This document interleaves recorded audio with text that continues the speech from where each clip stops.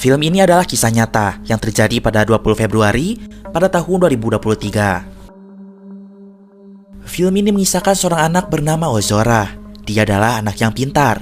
Hobinya adalah membaca. Ketika itu, dia tengah bermain di rumah temannya yang bernama Renjiro, atau kerap disapa dengan Jiro. Dan rupanya Slur, saat itu Ozora sedang janjian dengan temannya yang bernama Astrid. Mereka bertemu di komplek perumahan orang tuanya Renjiro. Tetapi ternyata Astrid tidak sendirian. Dia bersama pacarnya yaitu Dennis dan juga temannya yang bernama Samuel. Ini Dennis, gue udah jauh-jauh kesini nih, perumahan lu jauh. Ketika itu terlihat Ozora dibawa paksa oleh Dennis pacarnya Astrid. Dan seketika Ozora diajar habis-habisan oleh Dennis Slur. Beruntung ibu Renjiro yaitu Natalie melihat kelakuan mereka. Setelah itu, akhirnya Ozora tidak disiksa lagi. Lalu ketiga orang itu pun diamankan oleh satpam setempat.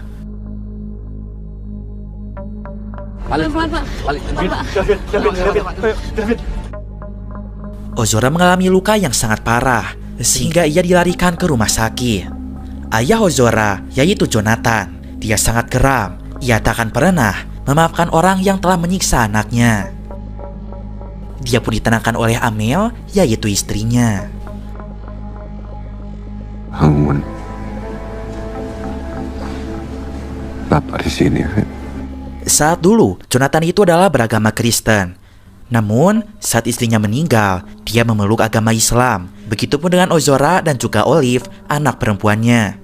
Mereka dibantu oleh Ormas Nahdlatul Ulama untuk memeluk agama Islam. Fit. Dokter. Jonathan punya kenalan seorang pengacara, namanya adalah Melissa, dan dia yang akan menangani kasus Ozora dalam penganiayaan ini. Jonathan juga dekat dengan para ormas seperti Banser dan juga NU. Para ormas itu pun memberikan semangat kepada Jonathan supaya tetap kuat untuk Ozora. Ozora ditangani oleh dokter bernama Dr. Arum. Menurut dokter, Ozora harus dipindahkan ke ruang ICU karena keadaannya yang sangat parah. Jonathan pun mengizinkannya, asalkan Ozora selamat. Sementara itu, Rustam pimpinan Banser adalah saudaranya Jonathan, yang berarti dia pamannya Ozora. Ketika itu, dia sedang mengawasi para anak-anak yang telah menyerang Ozora. Mereka ditahan di kantor polisi, namun terlihat hanya Dennis dan Samuel saja. Sementara Astrid tidak ada di sana. Kemudian Rustam menemukan sebuah keanehan, di mana surat BAP sudah dibuatkan oleh polisi. Padahal Ozora sendiri belum siuman dari komanya. Dan Ozora tidak bisa memberi kesaksian yang sebenarnya kepada polisi. Dan BAP itu hanya penjelasan dari para pelaku saja. Dan tentu hal ini tidak adil untuk korban. Kenapa ini BAP sudah bisa jadi dibuat sementara? Salah satu pihak masih tidak sadarkan diri di rumah sakit. Valid ini BAP. Lalu Rustam melihat polisi membiarkan Samuel pulang dengan mobil Rubicon milik Dennis. Dengan alasan Dennis sebagai jaminannya. Sam akan menjemput satu orang saksi lagi, yaitu adalah Astrid. Sebentar. Kasih foto dulu ini. Foto sama kasih bawa ini. Itu mobil mau kemana? Hah? Mau jemput satu saksi lagi, Pak. Jemput saksi bagaimana itu barang bukti itu boleh tinggalkan polsek? Ya udah ada jaminannya, Pak. Dennisnya pun masih kami tahan di sini. Jaminan bagaimana? Dennis sendiri mulai ketakutan dengan para ormas yang mengepung kantor polisi. Dia pun minta bantuan kepada ayahnya. Sementara itu di rumah sakit, ayahnya Renjiro mendatangi Jonathan untuk memberikan semangat kepadanya. Dan saat itu, datang laki-laki yang mengaku sebagai ayahnya Dennis. Dia mengajak Jonathan untuk berdamai dan tidak meneruskan masalah ini sampai ke pengadilan. Dan dia pun akan memberikan sejumlah uang untuk Jonathan dengan dalih uang damai. Kamu bilang sama bos kamu ya, kita ketemu di pengadilan. Lihat kondisi anak saya sekarang. Lihat, saya akan tuntut sampai pengadilan. Coba. Tetapi Jonathan tidak mau, dan dia pun mengetahui jika dia bukan ayah Dennis yang sebenarnya. Dia hanyalah anak buah yang sedang menyamar. Dan sampai kapanpun dia tak ingin damai. Diceritakan pada saat dulu, Astrid adalah pacarnya Ozora. Bahkan mereka sempat makan bersama dengan Jonathan. Namun pada suatu hari, Astrid ketahuan selingkuh dengan Dennis. Mereka ketahuan sudah check-in di sebuah hotel. Reng, ngapa-ngapain, Reng? Kamu harus percaya dong sama aku. Ini kurang jelas apa, Trid? Please. Udah berapa kali, Ini Trid? terakhir, please. Akhirnya selalu begini. Enggak, tapi ini udah enggak. Tentu, hal itu membuat Ozora sangat kecewa dan memutuskan hubungan mereka. Wah, nggak mau, Fred, udah. nggak mau. Wah, Namun Astrid ini paling victim. Dia tidak mau putus dengan Ozora. Setiap hari dia mengganggu Ozora dengan mengirimkan gambar-gambar seksi dari dirinya. Tetapi Ozora tidak tergoda. Pada akhirnya Astrid memfitnah Ozora. Dia berkata kepada Dennis jika Ozora telah melecehkannya. Maka dari itulah Dennis sangat geram dan dia menyiksa Ozora. Keesokan harinya Sam datang lagi ke kantor polisi bersama dengan Astrid. Tetapi terlihat dengan mobil Rubicon yang berbeda karena Rustam melihat plat nomornya telah berganti. Jadi artinya mobil Rubicon itu tidak sama seperti yang semalam. Apa yang sebenarnya disembunyikan? Sementara itu ibunya Dennis mendatangi Jonathan ke rumah sakit. Dia minta damai dan kasus ini tidak dinaikkan ke persidangan. Tetapi Jonathan tidak setuju. Dia berkata, sampai jumpa di meja persidangan. Jonathan sangat terpukul. Hari demi hari, Ozora tidak menunjukkan tanda kesadaran diri. Dia berusaha berdoa kepada Sang Pencipta untuk kesembuhan anaknya. Berkali-kali sholatnya tidak khusyuk. Dia terus teringat kepada Ozora.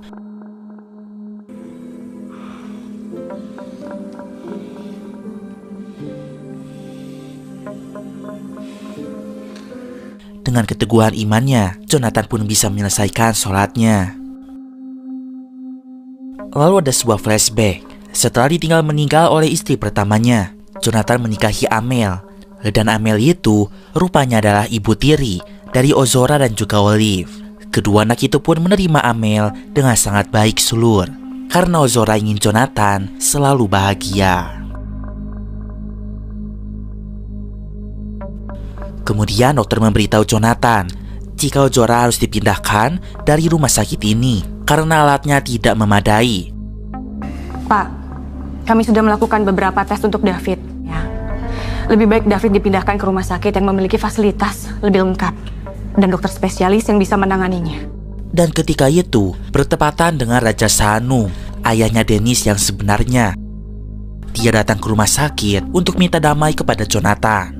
Sebesar apapun uang suap yang ditawarkan, Jonathan tetap menolaknya. Ia ingin keadilan untuk sang anak. Saya tahu Dennis salah. Tapi masalah ini bisa kita selesaikan secara kekeluargaan. Kekeluargaan? Kami ini bukan keluargamu. Jadi Bapak tidak usah mohon-mohon di sini. Saya bilang pergi. Oke.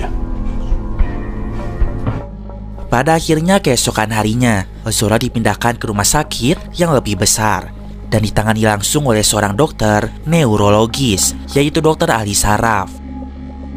Dia akan berusaha semaksimal mungkin untuk kesembuhan Ozora. Urat alat syaraf David menuju kepala itu putus. Itu mengakibatkan kesadaran David sangat rendah. Kemudian, ada seorang anak laki-laki datang kepada Jonathan. Dia salah satu temannya Dennis.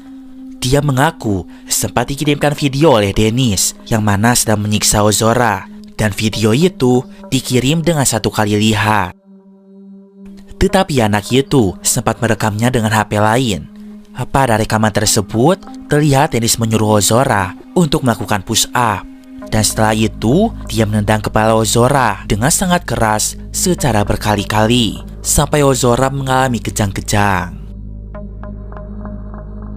Melihat hal itu, Jonathan seketika naik pitam. Dia pun minta tolong kepada Banser dan juga NU untuk menyebarkan video tersebut di media sosial, supaya banyak orang yang mengetahui betapa bejatnya kelakuan anak Dirjen Pajak itu. Videonya seketika viral dan jadi trending nomor 1 di aplikasi Twitter. Banyak masyarakat yang iba dengan kasus tersebut. Dan dengan itulah, sekarang Ozora mempunyai banyak dukungan dari para masyarakat. Dr. Saraf sempat mengatakan jika kemungkinan Ozora sembuh hanya 2% saja. Jika sembuh pun dia akan mengalami kecacatan pada mentalnya. Kalaupun sadar, Pak, fisik David nggak bisa kembali seperti semula. Bisa jadi David akan hidup dengan kondisi cacat, vegetatif. Tapi Jonathan tetap teguh untuk meneruskan pengobatan Ozora. Pada hari ke-7, saat itu Ozora mulai menunjukkan tanda-tanda kesadaran. Dia terlihat menguap, dan itu memberikan secercah harapan kepada Jonathan jika Ozora bisa sembuh kembali. Kemudian datanglah seorang perempuan yang merupakan salah satu anggota NU. Dia memberikan support kepada Jonathan. Ia berkata, ada amalan-amalan yang bisa dilakukan, yaitu baca surat Al-Fatihah 100 kali, dan pada ayat ke-5 diulang 11 kali. Iyyaka nasta'in, hanya kepada Engkau kami memohon pertolongan. Jonathan pun melakukan amalan tersebut. Tak lupa dia pun minta tolong kepada seluruh masyarakat Indonesia untuk mendoakan anaknya, baik dari agama Kristen, Buddha, Konghucu, dan juga Islam. Semua orang berdoa untuk kesembuhan Ozora. Banyak juga tokoh-tokoh penting yang datang menjenguk Ozora ke rumah sakit karena mereka merasa iba. Sementara itu, Raja Saanum ayahnya Dennis, dia bukan orang biasa. Dia adalah orang penting di kantor perpajakan. Bahkan dia pamer di media sosialnya dengan menyebutkan jika dirinya adalah penguasa di Jakarta Selatan. Akulah si monster itu. Siapa yang bisa kalahkan aku? Pede banget lagi. Yang ngaku-ngaku penguasa Jaksel. Ketika itu Raja Saanum berusaha membuat narasi bohong, di mana jika Ozora itu telah melakukan aksi pelecehan dan Astrid adalah korbannya. Dia berusaha menggiring opini masyarakat agar tidak mendukung Ozora lagi, dan itu membuat Jonathan sangat geram. Saat itu Jonathan meminta Melissa untuk menjadi penguasa hukumnya Ozora, karena dia percaya Melissa adalah pengacara yang hebat. Dan ternyata benar, Melissa sangat cerdas. Dia pun membuat narasi balik. Dia mengumpulkan bukti jika selama ini Ozora itu adalah anak yang baik. Dia anak yang rajin, berbakti, dan juga baik kepada teman-temannya. Dia menceritakan itu kepada semua publik di media sosial. Supaya semakin kuat, dia pun menunjukkan bukti-buktinya, yang dimana seluruh ada catatan Ozora yang sedang mengejar prestasinya, dan dia juga ingin membahagiakan kedua orang tuanya. Tidak mungkin anak seperti itu melecehkan perempuan. Hingga hari ke-20, Ozora belum sadar juga. Sementara Jonathan terus mendoakannya. Dalam komanya, Ozora bermimpi jika ia bertemu dengan sosok Gus Dur yang merupakan tokoh inspiratifnya.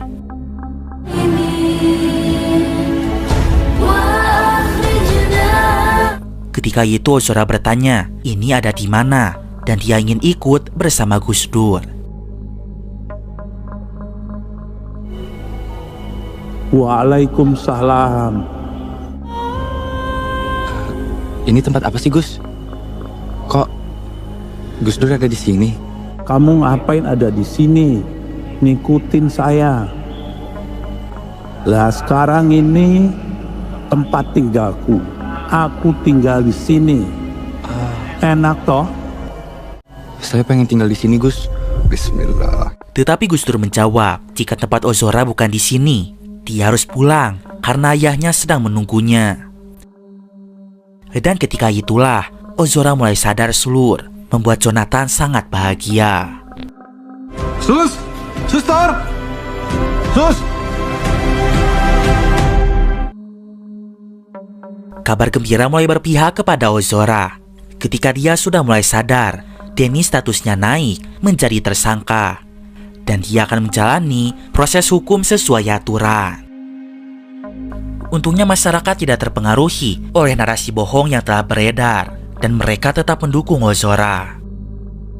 Dalam sebuah video yang beredar, terlihat Mario Dennis bisa memasang borgol kabel tis sendiri. Alhasil peristiwa ini pun membuat keluarga korban dan warga geram. Dalam kasus penganiayaan David Ozora, yaitu Mario Dennis Saputro, sekali lagi menarik perhatian. Sementara itu, Melissa mengusulkan sebuah ide kepada Jonathan. Jika mereka bisa menuntut tagihan uang atas apa yang dialami oleh Ozora. Mau ngitung berapa restitusi yang akan kita tuntut? Enggak. Nggak ada restitusi. Mas, duduk dulu. Awalnya Jonathan tidak mau, tetapi akhirnya dia menandatangani surat tersebut karena dia pikir Ozora berhak menerima kompensasi atas apa yang ia alami. Restitusi itu ganti rugi material yang layak didapetin korban. Jadi nggak ada hubungannya sama jalan damai. Tuntutan hukum dan penjara tetap akan kita jalanin. Nyawa David nggak ada nilainya. Gua paham, tapi ini bukan hak lo buat mutusin. Bukan lo yang dipukulin.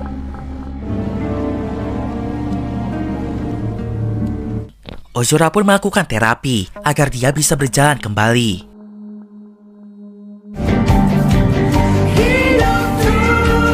Dikit lagi.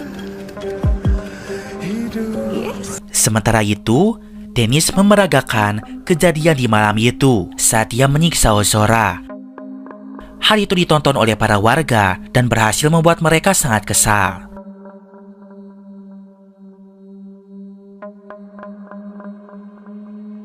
Walaupun Ozora belum bisa bicara banyak, namun dia berusaha menjelaskan. Pada malam kejadian itu, dia disiksa oleh Dennis dan sempat diancam akan ditembak.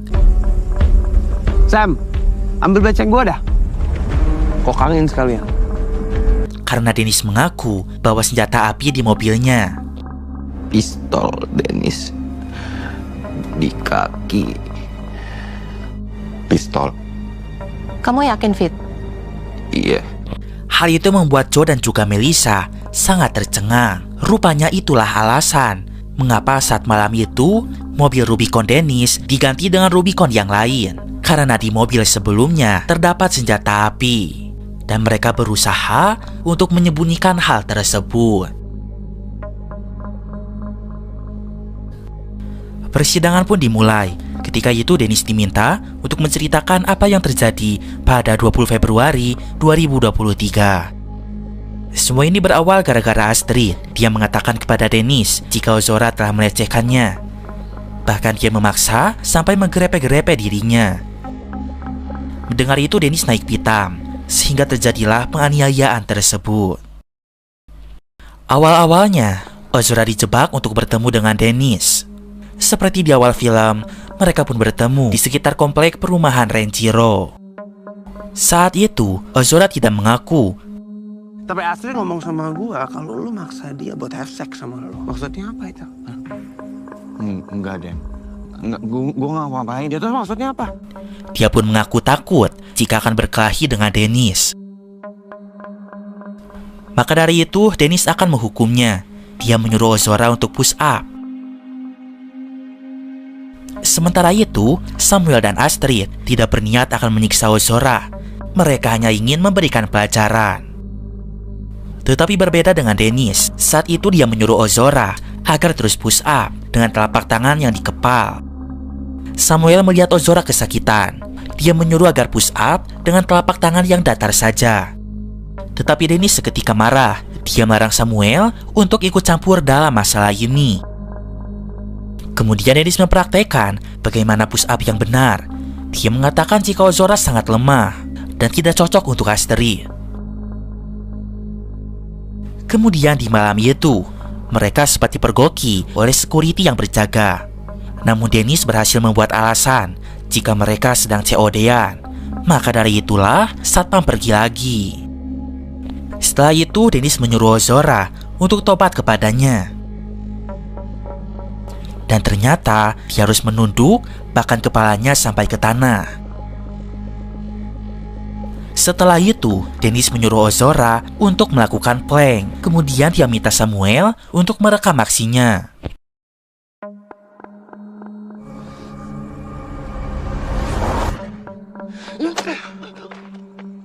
Tidak lama dari itu, dia pun menendang kepala Ozora dengan sangat keras secara bertubi-tubi, sampai dia langsung kejang-kejang.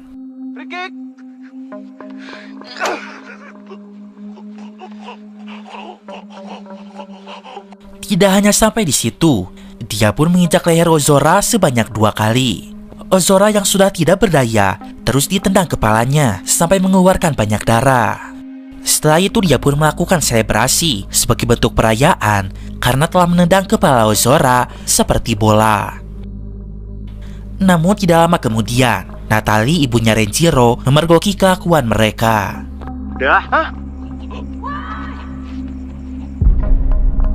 Hakim bertanya, apa tujuan Dennis? Ingin bunuh Ozora. Terlihat Ozora sudah tidak berdaya, tetapi Dennis terus menyerangnya. Dennis menjelaskan jika ia tidak berniat untuk membunuh Ozora. Namun pada malam itu, dia mengaku terbawa emosi. Terus tujuannya itu apa? Mau bikin dia mati atau gimana? Bukan yang mulia, itu ya karena saya emosi, saya ngeliat kondisi dia gimana gitu. Raja Saanum sudah melakukan segala upaya agar anaknya selamat. Tetapi Dennis itu malah memberikan kesaksian yang sering nyeleneh, sehingga membahayakan posisinya di depan mata hakim. Dan ketika itu, Ozora tidak mengaku telah melecehkan Astrid. Namun menurut Dennis, itu adalah bohong. Jadi dia pun menyiksa Ozora. Hakim mengatakan jika Dennis membuat keputusan sendiri, padahal tidak ada bukti. Bagaimana jika Ozora benar, jika dia tidak melecehkan Astrid? Kau tanya nggak sama dia? Saya tanya, dia bilang dia nggak tahu. Nggak mungkin dia nggak tahu. Nah, itu berarti kau ambil kesimpulan sendiri. Kau berasumsi sendiri. Kalau memang dia tidak melakukannya, kenapa dia harus mengaku? Kau juga nggak melihat sendiri langsung kan? Saat itu pengacara Dennis berusaha membela. Dia bertanya kepada saksi ibu Natalie, apakah dia benar-benar melihat penganiayaan itu, atau dia salah lihat. Ibu Natalie menjelaskan jika dia yakin 100% melihat Dennis menyiksa Ozora karena di dekat mereka ada sebuah lampu yang menyorot dengan terang. Dan dia melihatnya dengan sangat jelas. Bisa jadi ibu salah melihat apa yang terjadi malam itu. Oh tidak, Pak. Posisi saya melihat dari balkon lantai 2 rumah saya. Dan di jalanan itu ada lampu yang membuat semua kejadian terlihat sangat jelas. Sementara itu, Dr. Sarah menjelaskan jika Ozora mengalami cedera yang parah pada otaknya akibat benturan benda tumpul dengan sangat keras yang bisa menyebabkan kecacatan atau bahkan kematian, sementara kesempatan pulihnya hanya sedikit. Apakah David bisa kembali pulih seperti sebelumnya? Secara fisik iya. Secara mental, David akan mundur sekitar 8 tahun. Kemudian pengacara Dennis bertanya kepada Jonathan. Dia melihat penampilan Jonathan yang seperti orang tidak benar, di mana banyak tato di seluruh tubuhnya. Dia bertanya bagaimana cara Jonathan mendidik Ozora anaknya. Sebagai orang tua, bagaimana sih cara Anda mendidik anak Anda? Jonathan menjawab jika ia membesarkan Ozora hanya seorang diri tanpa kehadiran ibunya. Tetapi dia berhasil membesarkan Ozora menjadi anak yang baik. Secara akademis pun, Ozora adalah anak yang pintar karena dia berhasil masuk ke sekolah SMA yang keketatannya sangat tinggi. Selain akademis, Ozora pun tumbuh dengan hati yang baik. Lalu dia berkata kepada pengacara, seharusnya dia bertanya kepada para Raja Saanum bagaimana cara dia mendidik anaknya sehingga bisa menyiksa anak orang lain secara seenaknya. Sejak kecil, Ozora dirawat dengan baik dan tidak pernah diajarkan untuk menyiksa siapapun. Dan dia sangat sakit hati anaknya itu malah mendapatkan penganiayaan seperti ini. Memukul, menendang, menginjak batang leher anak yang sudah bersimbah darah di aspal.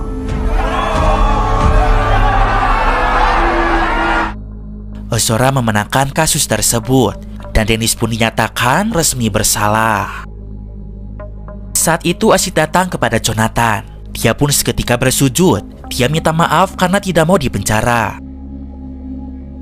Tetapi Jonathan ingin Astrid bertanggung jawab atas perbuatannya. Asid pun dijatuhi hukuman 3 tahun 6 bulan penjara. Sementara itu, Samuel dipenjara selama 5 tahun. Di sisi lain, Dennis dikurung selama 12 tahun lamanya. Menjatuhkan pidana penjara oleh karena itu kepada terdakwa Mario Denis Saputro alias Dennis dengan pidana penjara selama 12 tahun. Tidak hanya sampai di situ, Dennis pun harus membayar restitusi sebesar 25.140.160.900 rupiah sebagai bentuk kompensasi atas apa yang dialami oleh Ozora.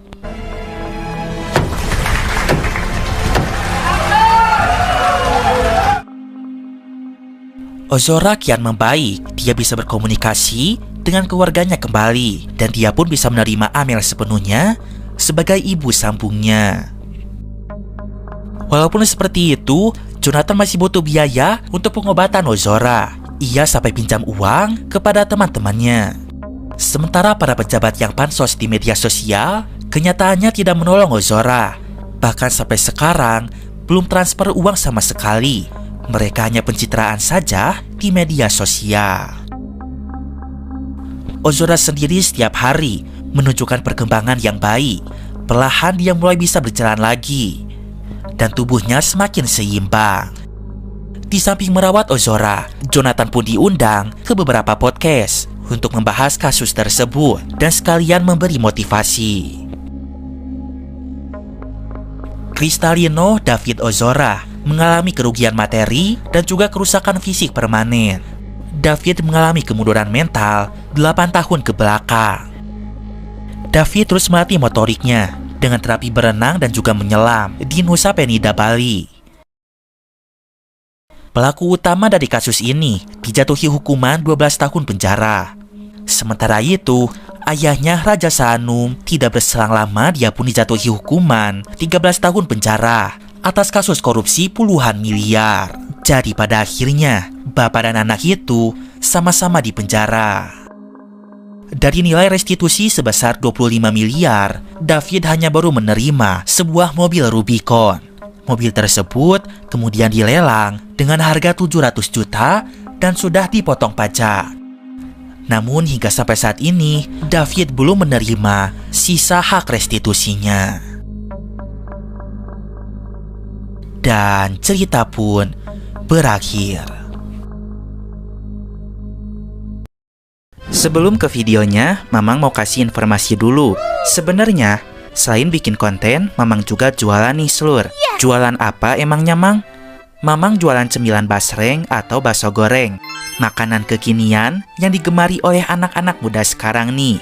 Bakso goreng yang crispy, dibaluti bumbu pedas dengan aroma daun jeruk yang sangat segar. Mamang jamin pedesnya juara, Slur. Kita nggak pelit kasih bumbunya. Cocok banget buat kalian yang suka pedes. Pasti bikin lagi. Yuk di order sekarang. Mamang taruh link toko Shopee-nya di kolom deskripsi ya. Hatur nuhun.